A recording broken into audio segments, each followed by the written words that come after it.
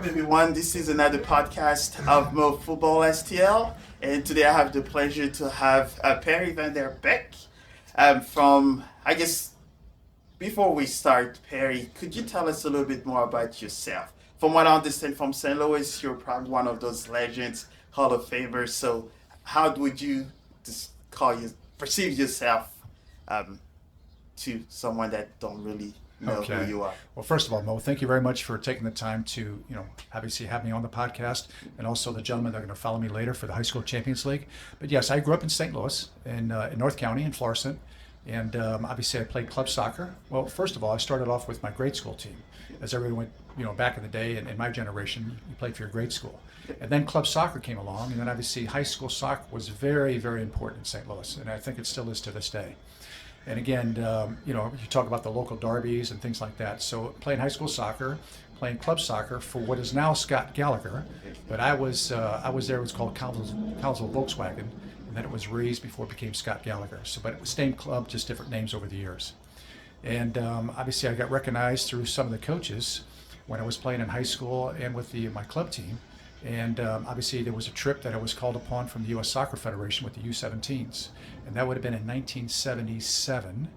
And obviously I went on a couple trips with the Federation, and it was shortly after that the North American Soccer League back in 1978 had 24 teams. One of the teams was the St. Louis Stars. That later became the California Surf after 78. But I was very aware of the league. I used to sell tickets, work in the parking lot, but that way I could get into the St. Louis Stars and watch them play. So I became a student of the game very early on, and it was through all those connections and obviously playing for the U.S. with the 17s that when I was leaving high school in 1978, that was the first year that the North American Soccer League had a draft, and they could draft players out of high school. So the Rowdies drafted me out of high school. I came down here, I had a look, and I knew this is something. I fell in love with the game. I knew what I wanted to do, and that's the leap I took. So from St. Louis, but I've been in Tampa since 1978. Awesome. So you mentioned grade school in St. Louis. We're also part of the whole CYC ecosystem. So could you maybe shout out your middle school parish? Of course I can. CYC? Yeah. So I played at St. Sabina, and again the surrounding. And again here I'm going to, because I used to sit in church, and think about my games. So we played against Our Lady of Fatima, Sacred Heart, Angela Marisi, North American Martyrs. Those were the teams, and I think we went 4-3-2 one year, and we used to play over at I forget, St. Ferdinand Park, and there was another park that we played at. But the referees would show up. Obviously you get the oranges for halftime. The parents were there, and it was always supported. And again, it was through the CYC. It was through, I don't know if you know the history of soccer in St. Louis, where you have the priest, Monsignor. Trying to think, Monsignor that came was in St. Louis, that he kind of started the CYC. It was my understanding in the early '60s there was like 400, teams in St. Louis. Nice. And it just continued to grow. And again, going to play with the U17 national team, now you're talking with coaches and players from all over the country, and they mentioned the CYC about when it started and how long ago, and it's just that we got in the door early. Yes. I mean, my mom played soccer in 1950. All right, so she played with the first women's league, I think, in the country. There was one in Philadelphia, but I think it was Monsignor Meyer was the gentleman. And again, Joe Carenza and Bob Gelker, and those guys, you look at the history of those gentlemen that just really took soccer from where it was and just brought it to where it is today in St. Louis. Excellent. So the reason why I'm bringing up the CYC, because now it kind of brings the ties to the High School Champions League, which CYC is, it's more of community-based, so where you're from, and represent your local area and parish, and then that sometimes leads to your own high school. So just talking about the whole Champions League, I know that Jim Hart is a big component of how it started. Could you tell us a little bit more on why you decided to be one of those ambassadors, and anything a little bit more of Sure. where do you see that go from there? Sure. So we mentioned the CYC. You're right. There were some boundary lines. Yes. And I went to St. Thomas Aquinas, and obviously our rival was Rosary. So you talk about the private schools. Yes. Then you had the public schools. So if I went to a public school, I would have went to Hazelwood. Yes. And again, I know that the public schools, they also had their rivalries. Yes. And then, you had the districts and the state championship. So I'm very aware and followed it, and that's actually, was how my career kind of started. So then obviously being down here in Tampa since '78, and obviously get involved in coaching, and whether it be in the the local clubs or the high schools, do some training sessions, I've always had I like to say, of putting something back into it. So out of my relationship with Jim Hart, he says, hey, we're having a high school Champions League draw. We'd like to invite you to it, Perry. Something you want to be part of? And I says, yeah, Jim, I'll be there. So it was in downtown St. Pete at a sports bar called Ferg's. And again, it was just, they had the microphones there, they had the media there, they had TV cameras there, the local papers, and of course the support from the Tampa Bay Rowdies, which is the local professional team here. So as I'm seeing this draw and the excitement and people making comments and things like that, I said, you know what? Knowing what I know about high school soccer in St. Louis, this would be a fantastic opportunity for them to look at something like this. So, of course, obviously, I contacted Terry Mickler, who we all know is, from CBC. He's, the grandfather of high school soccer, and I just have the utmost respect for Terry. And obviously the same with, Greg Keller, who coaches at St. Dominic's, and Mike Vane. And again, I apologize, I just don't want to leave anybody out of it, but there's some high school coaches, my former high school coach, Vince Drake, who, they're still around, they're still, in the game and supporting that. So I reached out to them in an email and says, would this be of any interest? And again, Mo, it just exploded from there. I mean, it took off, and they just, they were in with 2 feet. I says, okay, we got on the phone with Jim Hart, obviously with Dave Wilson, who was never a component of this high school Champions League, and it couldn't have went any smoother. In fact, like you said, they got all the gear they're selling, they got everything in place before they even started. Yes. Where it took Jim and Dave, a little bit, to get this going and say, hey guys, there's going to be some growing pains. It's going to take a little bit of time, but this is how it should work. So they're going to start with, as you know, the men's in September, and I think next year the girls get involved. That's correct. But they're going to play out in Creve Coeur, which it's a new park. That's where the St. Louis Soccer Hall of Fame is going to have all their memorabilia, and that's going to be the home base for that. So bringing in, high school soccer, the Champions League, having the high school the Hall of Fame there, it just, kind of all ties into it. Because again, you go back to, and this is something that Jim and Dave really talk about, it's the local derbies. You're playing for your school. You're playing in front of your peers. It doesn't get any better than that. The other day I was reminiscing with Jim. I mean, we used to play against Rosary, and again, in the district finals, there would be 5,000 people in the late 70s at our games. And again, they had these ropes around the field. Well, those didn't last. And again, as you're dribbling the ball down the sideline, the whole crowd has to move back as you're moving because, everybody's on the field. They're behind the goals. They're yelling stuff at the players. It just, it was fantastic.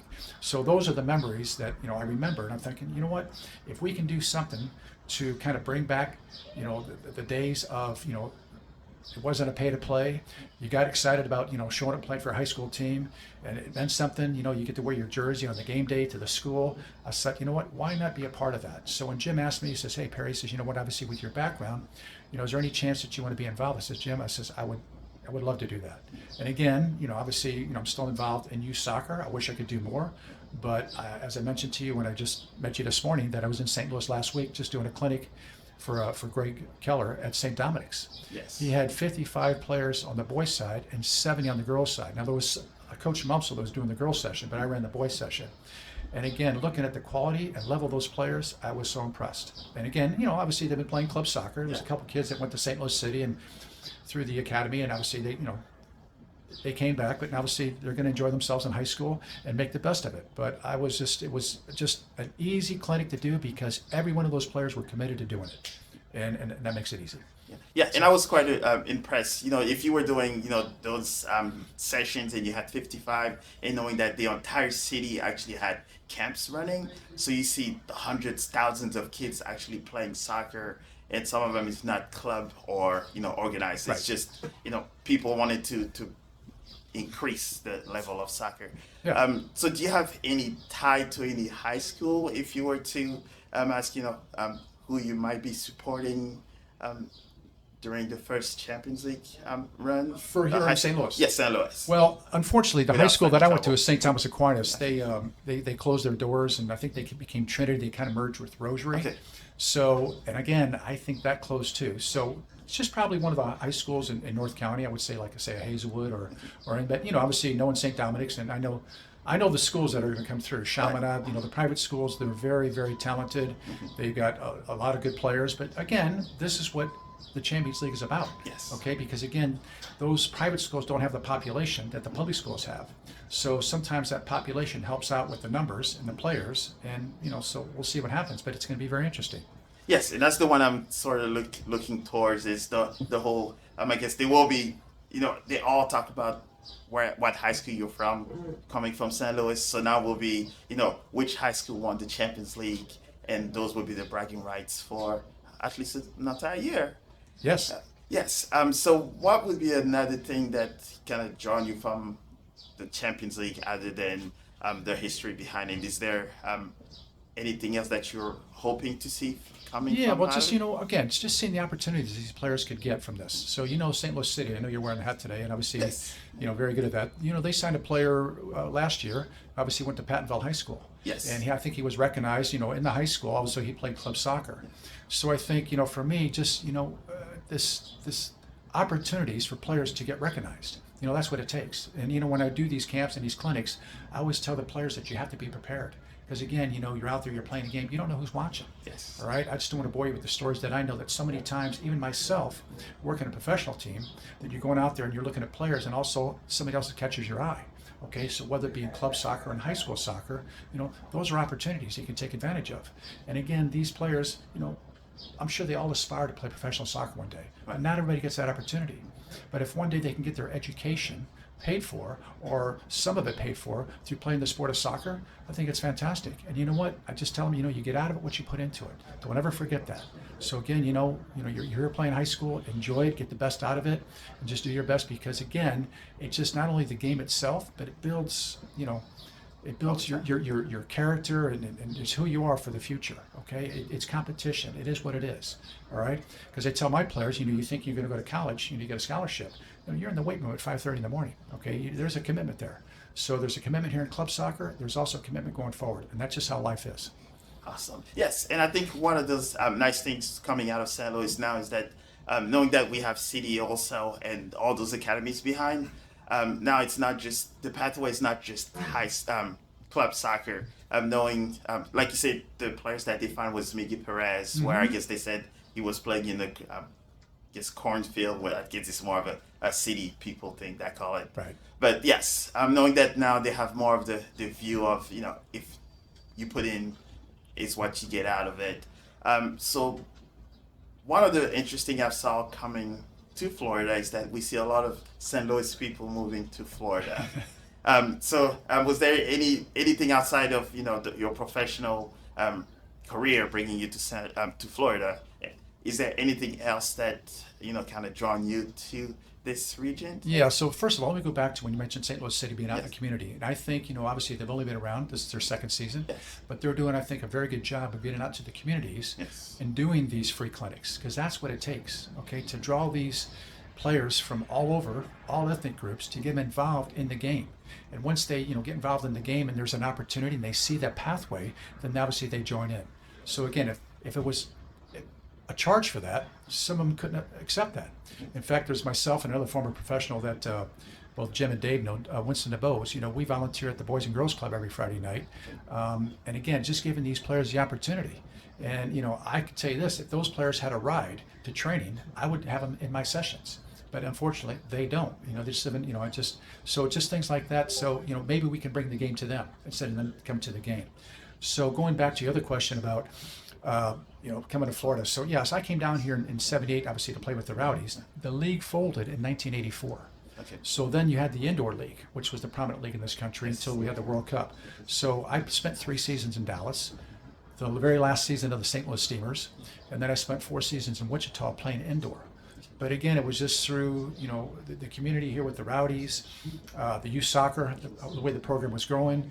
And again, I just really enjoyed, being around the clubs and building those relationships. So I just always wanted to, plant myself here in Tampa. Getting the opportunity to, work with different projects, the International Coaching Symposium. I was in Dallas 2 weeks ago. So, I do spread myself out and just try to help out. But at the end of the day, I was drawn to this, just meeting the people and have that relationship. And again, going back to St. Louis, look at the Steamer days, with the Steve Petcher and Don Ebert and all those guys that played. I mean, those guys, Petches, Don went to obviously the West Coast, but they've stayed in, they're involved in Scott Gallagher, Stevie Trichu, and all those, Gary Amlong, and these guys, they've stayed in the game and they've put back into the game. And I think that's so important. Yes, and so could you tell us maybe a little bit more? Because I think last year was our first time going to watch indoor soccer and the ambush. Could you tell us maybe a little bit more of the history behind the Steamers? Because I think every time we say Perry's name, that's St. Louis Steamers in the indoor that comes up. Could you tell us a little bit more about that, your experience on that side of the world?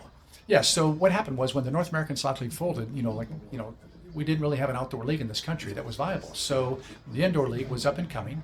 I think the league started in 1978, and obviously at one time I think there was 16 teams in the league. I'm not really sure what year the Steamers came into the league, but they used to play down at the arena. Yeah, which they still do. Yes. And again, well, this was the arena downtown that was knocked down. It's not so Center. it sounds like it's all before this is back in the late 70s, early 80s. And again, you can go back and look at the history where in their first game, they had to delay the start of the game because there was so much traffic. It was standing room only, right? 17,000. There was the first 2 or 3 years, they outdrew the NHL team. All right, you had local ownership. You had Joe Garagiola. You had Stan Musial. So again, those guys were behind it. Yes. All stars: Pat McBride, Al Trost, Johnny Strum. I could go through the whole roster. These are guys that I grew up as a high school player watching these guys play in college and professionally. And again, just watching them play, you have the utmost respect. Correct. And here they're, obviously playing for the Steamers. So that there, it just, to experience that, it just in that generation, there's just no comparison. So again, kudos to all those players in St. Louis that were there, that were part of that, and that build that, that connection, for professional soccer. Because again, leading up to that, the outdoor game, I wouldn't say it struggled, but they know we had the attendance or, obviously the awareness that the Steamers brought to the city. Right. All right. But we all knew that, it's my understanding, and, a little behind it, St. Louis has 90 national championships. 90. Wow. Okay, so you're talking about Division I, Division II, Division III, NAIA, Junior College, Open Cup, Amateur Cup, McGuire Cup. They only have one professional championship, and that's with the St. Louis Ambush, I think, in 95, 96 in the MPSL. But having said that, that was, people from St. Louis, we just started early, all right? And we played with our grade school teams, the CYC. That's where that all started, and that's all, it's going. But to see the former players that have played professionally, that have put back into the game, whether it be Scott Gallagher, Lou Fuse, J.B. Marine, big clubs there. Right. Danny Donovan's got a club there. That's what it takes, okay? And again, I keep explaining it's an evolution. It's not going to happen overnight. Right? I know, we look at the World Cup and we got a young team and, we didn't, qualify in the Copa America and, where things are going. It's not that easy, okay? Trust me, all right? Countries that have hundreds of years. Right, yeah, and they're all trying to do it. But again, we'll get there. We will get there, all right? And obviously, we dominate in every other sport, but it's just like we will get there. And again, just, to be part of that, I just, I'm glad that I have the opportunity. Excellent. Any final words? Again, Mo, I just want to thank you, all right, for taking the time to interview myself and obviously the staff of the High School Champions League, because it's people like yourself that are helping grow the game. And if we didn't have people like yourself and all the other podcasters, and I'll give a shout out to Kevin Whalen in St. Louis, is because, he's amazing. The time it takes to interview, people, obviously in the game, because this is how it's going to expand. And again, Jim Hart, you're going to see he's one of the best at bringing the people together. Not just here in this country, he's bringing people in from Africa and everybody. He just wants, to share his experience and his knowledge to obviously, make this, the game grow. And again, going forward with, next year we got the Club World Cup, and then in 2026 we have the World Cup. This is a time now that I think everything is, coming to where it needs to be to grow the game. Yes, so again, thank you. You're welcome. And I think we're always talking about that. We just happen to do podcasting at it, but we're mostly just talk soccer all the time. So why not just record it, and which makes it fun. And I think, leading to the World Cup, I think this is probably the biggest opportunity the U.S. has to kind of show the world during the World Cup that, it has moved far and beyond what people seem or understand. Sorry, Mo, that's what happened last time. In 1994, we had the most successful World Cup, monetarily, right? And it was through the surplus of money that the Federation got. Now we had to guarantee FIFA that we're going to start a professional league. And we did. That's when MLS started. Now, obviously, just like any other league, it had its growing pains. But you look at when it started with 10, went to 12, then back down to 10. And then, it was kind of iffy. But look at it right now. Okay, we've got 29 teams, 30 counting San Diego coming in the league next year. All right, and you got to tell me that obviously the way things are run and what we're doing is not, obviously we're on a trajectory, all right, to compete with the rest of the world. It's not going to happen overnight. Okay, we're many years, we're some years away, but it will happen. Okay, we have the experience, we've got the coaches, we've got the players, we've got all the facilities. All right. Things are going to change.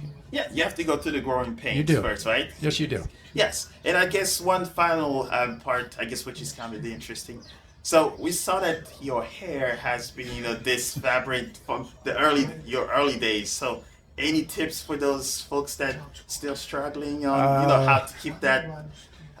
I've been very fortunate. But I was a little wavy. It's someone's waving goodbye, but it's one of those things where I don't really have any comments on that. It just I guess call it good genes. It just happened. Yeah, good genes. Yeah. Yes. Yeah. Awesome. Yeah. Well, I definitely appreciate the time. I look forward to seeing you in St. Louis for a various event all the way leading to the Champions League. So I guess we'll see where Krivker finals. Yes. All the teams playing and.